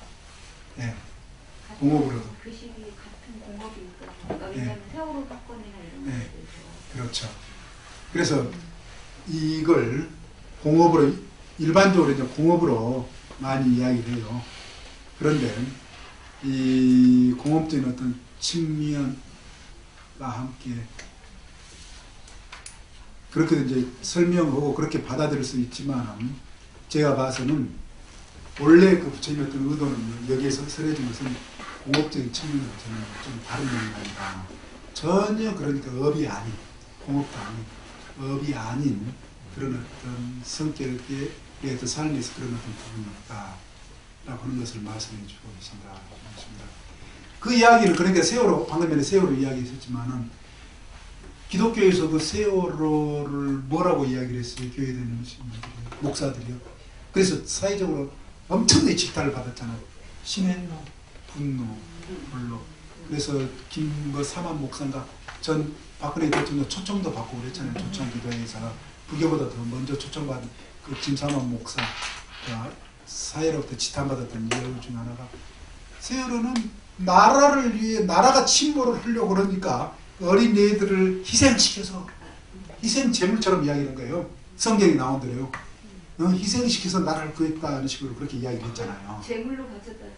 예, 제물로. 그래서는 사회에 이제 지각 있는 사람들이 엄청 그 몰지각한 이야기라고 비판을 했잖아요. 쓰나미라든지 전부 기독교에서 어떻게 이야기를 했어요? 교회 그 성경에 나온 대로 그렇게 이야기를 한 거예요. 신의 징벌로 이야기를 한 거예요. 응? 예. 그렇게 이야기를 한 겁니다. 그래, 일반 요즘에 이제 지성인들 그거 엄청나게 이런 무지몽매한 이야기다라고 비판을 하는 거예요. 그래 요즘에 이제 교회 다니는 목사들 이제 예전처럼 예전 그걸로 해서 이제 사람들을 끌고 나가도 요즘에 이제 그런 이야기 잘 안 하려고 그래요. 사람들 워낙 반성경적인 그런 내용, 그런 것으로 이제 많이 머리가 깨있기 때문에. 그런데 불교에서 모든 것이 다 업이다 그랬을 때 상당히 불합리한 사실은 그런 점들이 있어요. 그 세월호라든지 쓰나미에서 거기는 전혀 그러니까는 사실 그게 자기 어떤 업으로 인해 가지고 세월호나 쓰나미 때 죽게 됐는가 라고 이야기했더니 이건 제가 봐서는 저는 그렇게 보고 싶지 않다. 그리고 경전에 이 구절이라든지 몇 경전에 그와 관련한 어떤 증거들이 있다라고 하는 것입니다. 그 이야기는 뭐냐면요, 일종의 사고도 있다라고 하는 것입니다. 자기 업과 무관하게 사고도 있다.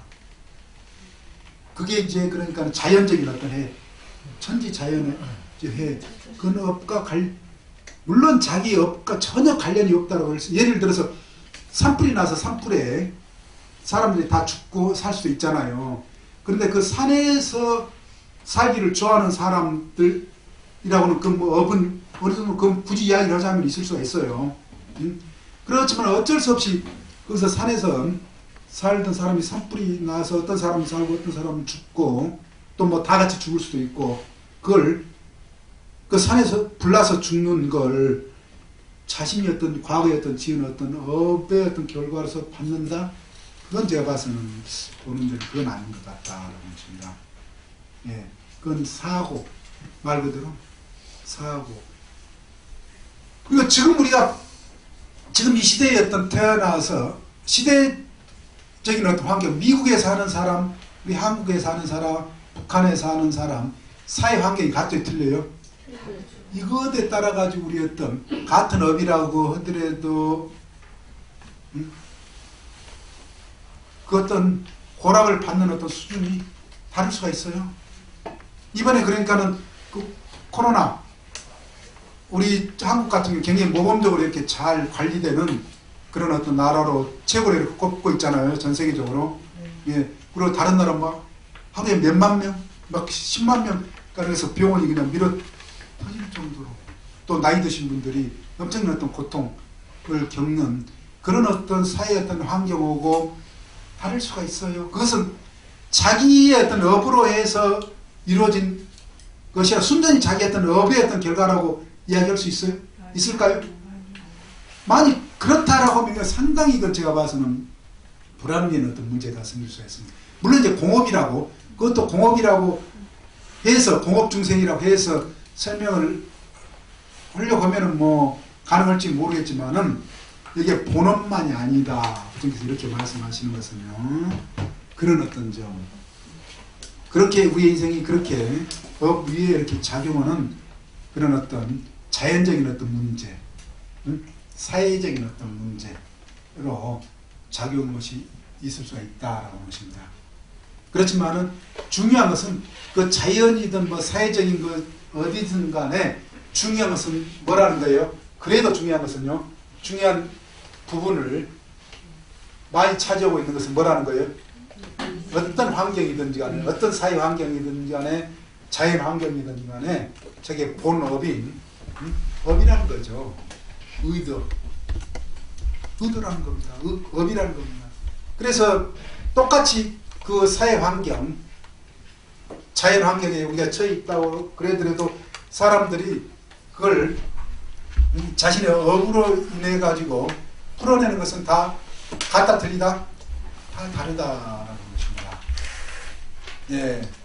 그렇지만 여기서 이제 중요한 것은 우리가 도대체가 세월호 그 어린이들이 300명이 넘는 어린이들이 무슨 악업을 그 어떤 침몰해서 죽을 업이 다 똑같이 지어서 그렇게 죽었다라고 보는 것이 합리적이다 아니다? 합리적일 수가 없다는 것입니다. 교회에서는 그 가능되겠죠. 신의 징벌로서. 그런데 불교적인 어떤 업보로 그같이 그런 어떤 죽음의 결과, 과거는 그 전생에 또는 그 이전의 어떤 생에서 그런 업 때문에 그렇다라고 하는 것은 이건 제가 봐서는 이게 합당한 것이 아니다라고 하는 것입니다. 이렇게 이제 이해를 전부 다 업이다 해버렸을 때 우리가 사실은 상당히 이해할 수 없는 우리 삶의 문제에서요. 그런 문제들이 있어요. 그런 걸 또 이렇게 문제 제기하신 분들도 있고 우리 삶에 깊이 이렇게 통찰하신 분들 가운데 그런데 제가 왜 이제 이걸 우리 자료에 처음 머리에 내놨겠어요? 저거 공부하는 데 있어서 이런 문제를 좀 더 깊이 한번 따져보자. 우리 삶의 문제를 따져보는 겁니다. 예. 그래서 지금 우리가 지금 잠깐의 지금 공부해서 이게 제가 전적으로 맞지 않는 잘못 해석하고 있는 것일 수도 있어요. 그렇지만은 여기 계신 분들 한번 고민해 볼 필요가 있습니다.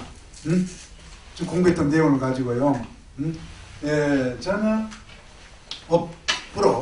풀어낼 수 없는 그런 어떤 부분이 사실 있는 것으로 원래 불교에 그걸 우리 한번 생각을 해보자 라고 하는 것입니다. 네. 그리고 반드시 여기서 한 가지 이제 더 부처님과 아라는 인가로부터 벗어났어야 벗어나지 않은 분으로 이야기를 해요. 법보로부터 벗어나신 분으로 예, 달리 이야기를 하면 행위를 하되 그 행위에 대한 결과가 있다 없다? 없는 경지로 가시는 겁니다. 아까 하늘에 나는 새가 발자국을 남기지 않듯이 그 경전이 그렇게 나와요. 예, 발자국을 남기지 않듯이. 예. 이게 이제 굉장히 묘한 도리입니다. 묘한 도리예요. 우리가 행위를 하되 그 흔적을 남기지 않는 것. 예. 흔적을 남기는 그런 어떤 행위는 반드시 그입니다. 그렇지만은 해탈하신 분들은 흔적을 남기지 않는 그런 행위 가능하다라고 한다는 것입니다. 그래서 정확히 이야기를 하면은 부처님과 아라는 업이 있다 없다? 없다는 이야기가 되는 거죠. 행은 행인데 그 결과 과보를 불러일으키지 않는 행위다라고. 이 부분 어렵다. 그래서 부처님은 생사윤회로부터 벗어났다 벗어나지 못했다 벗어났다는 겁니다. 아라한도 그렇고요. 그래서요. 그래서 벗어났다는 겁니다. 예, 삼세인과 이렇게 이제 조건적으로 우리가 세월호에서 다 같이 300몇 명이 업이 다르지만은 사고로 또 뭐 국가적인 어떤 좀 더 살릴 수도 있었는데 살리지 못했던 걸 우리 국민들은 그 현장을 봤잖아요. 텔레비전으로. 그래서 아주 부단하게 그 기업으로부터 우리는 교훈 삼아서 그걸 이제 국가가 좀 더 책임 있게 이 시민들, 국민들을 이렇게 관리를 할 수 있을 때는 해야 된다라고 그걸 이제 요구를 해온 거잖아요. 지금까지도 이제 그 정확히 알고 싶다 해서 뭐 기록 보관 그걸 이제 열자라고 지금 발의가 하려고 그러잖아요. 그리고 이제 그게 이제 탄핵의 어떤 중요한 어떤 그 요인이 이제 됐죠. 그렇지만은 문제는 뭐예요? 그 300명이 넘는 그 사람들의 업은 다 다르다. 그 업이 다르고 그에 대한 어떤 과보는 또한 같다 틀리다. 죽었지만 다 다르다라고 보십니다.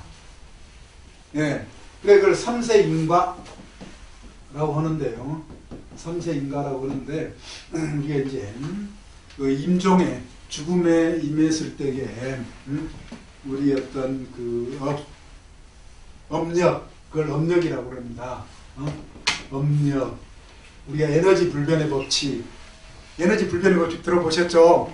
예, 력 우리의 업력은 불변 전이가 된다. 우리가 그러니까 보이는 이것으로는요 에너지로 눈에 포착이 되지는 않지만은 몸이 사대로 흩어지지만은 뭔 전이가 된다? 힘은 전이가 된다. 쉽게 이야기를 하면요. 그래서 아까 4명의 부인을 둔 남편에 관한 이야기 전이어서 다음 생으로 연결을 한다 라고 하는 것입니다.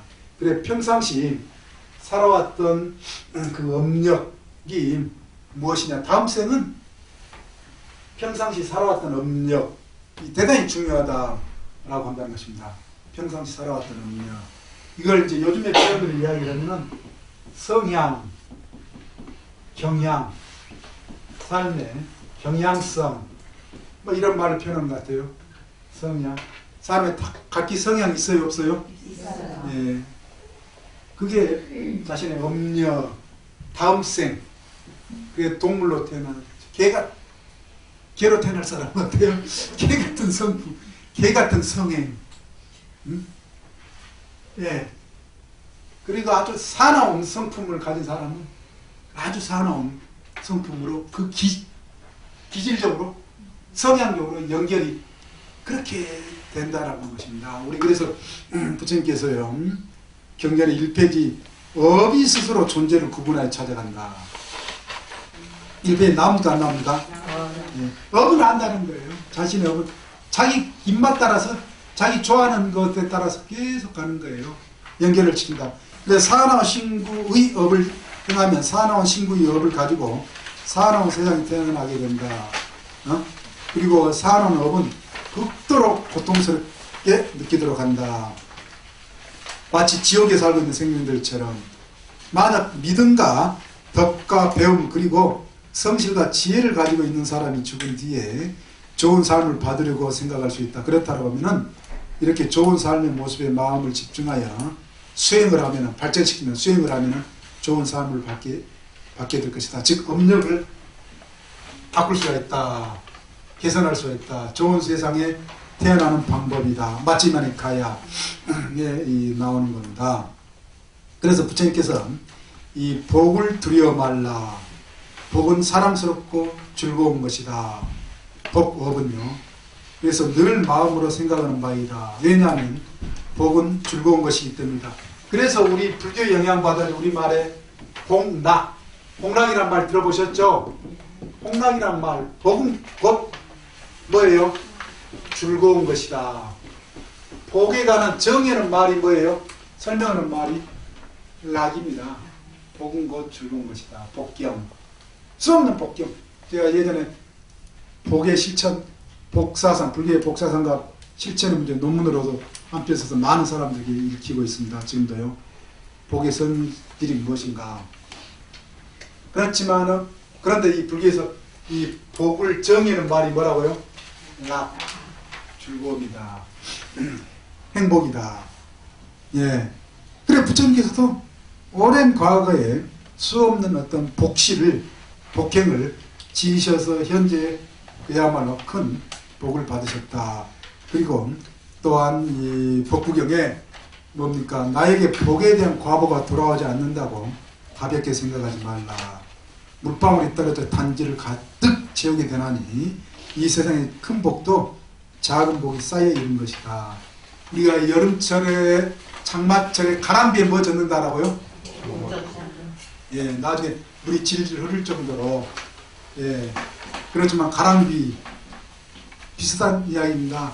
우리가 장마철에 예전에 이제 물이 귀할 때에는 처마 밑에다 뭘 어른들이 뒀어요? 단지를 두면은 물이 한 방울 두 방울 떨어지면 저게 언제 찰까 하는데 어느새 보면 어때요? 그득이 넘실넘실 차 있잖아요. 그와 같이 작은 복은 순간순간 하루하루 그렇게 복실을 작은 복을 심으면 나중에 즉 가람비에 어쩌듯이 가람비라고 했을 때는 그게 구체적인 그게 아닌 것 같지만은 나중에 분명하게 구체적인 그런 어떤 결과를 오게 된다. 복이라고 하는 것은 그래서 순간순간 우리 삶에 있어서 작은 것이라고 이 소소한 것이라고 이 소홀히 여겨서는 안 된다라고 하는 가르침입니다. 그래 복인 복과 이 삼복업사 세 가지의 그 부처님께서는요 이 복에 대해서 어떻게 하면 그러면은 복을 잘 지을 것인가 라고 하는 그 문제에 있어서 이 삼복업사 세 가지 복을 짓는 이해를 한자 그대로 그렇게 이해를 하셔도 좋겠습니다. 삼복업사 복업사 일사자 예, 첫 번째가 뭡니까? 보시복업사. 두 번째가요? 지계복업사. 세 번째가요? 정진복업사. 예. 그래서 이 보시 나누고 베풀면은요, 먹는 것 또는 다른 사람들에게 널리 자신의 것을요 나누고 함께 하는 이런 어떤 것은 복업이다. 이건 그 과보가 분명히 즐거운 어떤 과보를 받는 것이 있게 된다 라고 하는 거예요. 세상에 뭐 없다? 공짜 없다라고 하는 말도 있지만은요, 예, 반드시, 예, 그래, 우리가 뭐, 아주 그냥, 뭐 곡간에서 뭐 난다? 인신난다. 라고 하는 말처럼 아주 인색한 사람에게는 인색한 대로, 인색하게 하기도 하죠. 네. 그렇지만은, 그냥, 예, 잘 나누고 베푼 사람에게는 어때요? 그 사람에게 맞게, 그리고 또 자신이 받으면은 주려고, 이건 세간사에서 일어나는 그런 어떤 문제, 주고받는 그런 어떤 거래의 어떤 문제이기도 하지만은, 예를 들면은, 그게 그와 같다라고 하십니다. 우리가, 평상시에 나누고 베푸는, 함께하는, 이런 어떤, 이것은 복업인데, 복업을 짓는 일인데, 그것은 반드시 그에 대한 어떤 좋은 결과가 있게 된다. 그 이치적으로 그러니까는 아까 말씀드린 거 일반 우리 세상에서 거래에 있어서 자신에게 뭘 이렇게 잘해주고 뭐라도 이렇게 주면은 나중에 갚으려고 하는 마음이 생겨야 안 생겨요? 근데 생기듯이 예를 들면 그런다라는 겁니다. 그와 같이 일단 이걸 미묘한 관계가 있다. 거울과 같은 관계. 전번에 인가법에서, 인연법에서, 연기법에서 거울은 서로 끊임없이 대비친다. 그 거울의 작용, 설명하면 굉장히 힘들지만은요, 그 복업이, 보시복업이 어떻게 결과로, 나중에 좋은 결과로 일으키는가. 또한 지계, 계율을 시킨다는 건 윤리적인, 도덕적인 그 자체가 뭐라는 거예요? 복업의 일이다라는 것입니다. 그리고 정진, 수행 정진 또한 복을 짓는 일이다라고. 그래서 우리 교재의 그 187페이지에 이제 인가 업보의 설명이 우리 교재에서 다 끝나고 난 다음에 뭐가 나옵니까? 불자의 올바른 생활로 착복계 3복업사가 그대로 나옵니다. 첫 번째가 뭐가 나옵니까? 보시복업사. 그리고 그 페이지를 넘으면 188페이지에 뭐가 나옵니까? 계율복업사. 그리고 190페이지 가면 뭐가 나옵니까? 참회. 그리고 그 이후 바로 194페이지. 그리고 저기 199페이지에는 기도. 그리고 이렇게 해서 전부 이게 수행, 정진, 네, 연불 210페이지, 정근 뭐 등등 해서 참선이 몇 페이지 나옵니까? 217페이지에 참선이 나온다. 참선 굉장히 어려운 주제처럼도 느껴지고 그렇지만은요. 그리고 229페이지 육바람일 전부. 그래서 238페이지까지 우리 칠판 제목에 뭐라고 써놨습니까? 어느 페이지까지로 써져 있어요? 238페이지까지 전부 다 정진복업사, 수행복업사라고 하는 것입니다. 예, 그래서 올바른 불자의 삶은 착복, 복을 짓는다, 지을 작자입니다. 복은 하늘에서 뚝 떨어진 것이 기도 아니다? 맞다 틀리다? 아니다. 복은 지어서 받는 것이다. 그래서 이 지어서 받는 데 있어서 구체적으로 세 가지 좋은 방법이 뭐라고요? 나누고 베푸는 것, 보시보고, 그리고 윤리적인 생활, 계율을 지키는 생활, 그리고 더 구체적으로 수행 정진에 그런 삶은 우리가 이 복업사다. 그러므로서 이게 뭐가 바뀐다? 인가가 바뀐다. 예, 인가가 업보가 바뀐다. 그래서 우리의 인생이 궁극적으로 좀 더 좋은 삶, 행복한 삶이 돼서 열반을 성취할 수 있는 길로 연결이 된다라고 하는 것입니다. 예, 오늘 공부 책 페이지 아주 많이 했습니다. 147페이지. 그래, 아주 핵심적인 인가업보에 관한, 인가에 관한 우리나라에서는 제가 아직까지 그 어디서도 들을 수 없는 인가에 관한 새로 같은 문제, 쟁점들도 제시가 됐고요. 그래서 경인불교대학 이제 우리의 어떤 삶에 대해서 좀 더 깊이 인가와 업보 문제를 중심으로 한번 고민해 볼 수 있는, 생각해 볼 수 있는 그런 기회가 된 것 같습니다. 예, 오늘 공부 이만 마치도록 하겠습니다. 다음 시간에 뵙겠습니다.